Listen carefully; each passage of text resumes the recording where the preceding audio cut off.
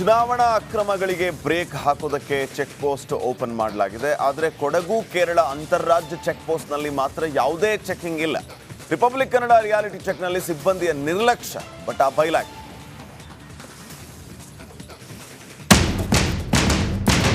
Makutta check ಪೋಸ್ಟ್ನಲ್ಲಿ ಮೊಬೈಲ್ನಲ್ಲಿ ಸಿಬ್ಬಂದಿ ಆಟ. ರಿಪಬ್ಲಿಕ್ ಕನ್ನಡ ಕ್ಯಾಮೆರಾ ಕಾಣ್ತಿದ್ದಂತೆ ಸಿಬ್ಬಂದಿ ತಪಾಸಣೆ.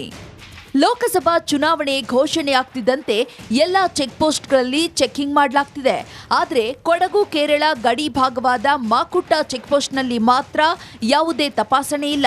ಲೋಕಸಭಾ ಚುನಾವಣೆ ಘೋಷಣೆ ಆಗ್ತಿದ್ದಂತೆ ಎಲ್ಲ ಚೆಕ್ ಪೋಸ್ಟ್ಗಳಲ್ಲಿ ಚೆಕಿಂಗ್ ಮಾಡಲಾಗ್ತಿದೆ. ಆದರೆ ಕೊಡಗು ಕೇರಳ ಗಡಿ ಭಾಗವಾದ ಮಾಕುಟ್ಟ ಚೆಕ್ ಪೋಸ್ಟ್ನಲ್ಲಿ ಮಾತ್ರ ಯಾವುದೇ ತಪಾಸಣೆ ಇಲ್ಲ. ಇಬ್ಬರು ಸಿಬ್ಬಂದಿಯನ್ನ ನೇಮಿಸಲಾಗಿದೆ. ಓರ್ವ ಸಿಬ್ಬಂದಿ ಮೊಬೈಲ್ನಲ್ಲಿ ಗೇಮ್ ಆಡೋದ್ರಲ್ಲಿ ಬ್ಯುಸಿ ಆಗಿದ್ರೆ ಮತ್ತೊಬ್ಬ ಸಿಬ್ಬಂದಿ ನಾಪತ್ತೆಯಾಗಿದ್ರು.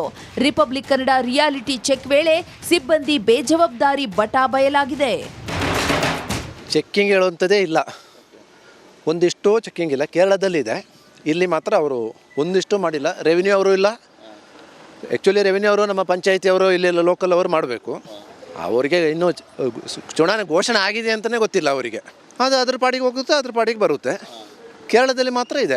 ಈಗ ನಿಮ್ಮನ್ನು ಕಾಣುವಾಗ ಸ್ವಲ್ಪ ಚೆಕ್ ಮಾಡ್ತಾ ಇದ್ದಾರೆ. ಈಗ ನೀವು ಆ ಕಡೆ ಹೋದ್ಮೇಲೆ ಅವರು ಫೋನಲ್ಲಿ ಆಟ ಆಡ್ತಾ ಇರ್ತಾರೆ. ಸರ್, ಇದು 100ಕ್ಕೆ 100 ಅಧಿಕಾರಿಗಳ ನಿರ್ಲಕ್ಷ್ಯನೇ. ಅವ್ರಿಗೆ ಗೊತ್ತೇ ಇಲ್ಲ ಚುನಾವಣೆ ಇದಾಗಿದೆ ಅಂತಲೇ ಗೊತ್ತಿಲ್ಲ. ಈಗ ನೋಡಿದ್ರಲ್ಲ ನೀವು ಯಾವ ಥರ ಗಾಡಿ ಬರ್ತಾ ಇದೆ ಹೋಗ್ತಾ ಇದೆ ಅಂತೇಳಿ. ಇನ್ನು ಕೊಡಗು ಚೆಕ್ ಪೋಸ್ಟ್ನಿಂದ ಕೇರಳ ಚೆಕ್ ಪೋಸ್ಟ್ಗೆ ಕೇವಲ 2 ಕಿಲೋಮೀಟರ್ ದೂರ. ಅಲ್ಲಿ ಕೇರಳ ಪೊಲೀಸರು ಕಟ್ಟುನಿಟ್ಟಾಗಿ ವಾಹನಗಳ ತಪಾಸಣೆ ಮಾಡ್ತಿದ್ದಾರೆ. ಕೊಡಗು ಭಾಗದಿಂದ ಹೋಗುವ ಆಟೋಗಳನ್ನು ಕೂಡ ತಪಾಸಣೆ ಮಾಡ್ತಿದ್ದಾರೆ. ಆದರೆ ನಮ್ಮ ಪೊಲೀಸರು ಮಾತ್ರ ಇದ್ಯಾವುದನ್ನು ಮಾಡ್ತಿಲ್ಲ.